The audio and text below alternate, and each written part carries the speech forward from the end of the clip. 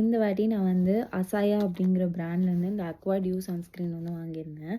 So இது வந்து 50 SPF PA 3+ இருக்குது. ஸோ இது வந்து ஒரு புது பிராண்டு. நான் இது வரைக்கும் ட்ரை பண்ணதில்ல. அண்ட் இது வந்து எவ்வளோ ருபீஸ்க்கு வாங்கியிருந்தேன் அப்படின்னா 400 ருபீஸ். இந்த டியூப் வந்து 400 ருபீஸ். ஆனால் அமேசானில் ஏதோ ஒரு நல்ல டீசெண்டான ஆஃபரில் தான் வாங்கியிருந்தேன். ஸோ இந்த சன்ஸ்க்ரீன் பார்த்தீங்கன்னா ரொம்ப நல்லா இருக்குது. இதோட டெக்ஸ்சர் வந்து வாட்ரியாக இருக்குது. ரொம்ப திக்காகவும் இல்லாமல் ரொம்ப தண்ணியாகவும் இல்லாமல் ரொம்ப ஒரு மாதிரி நல்லா இருக்குது.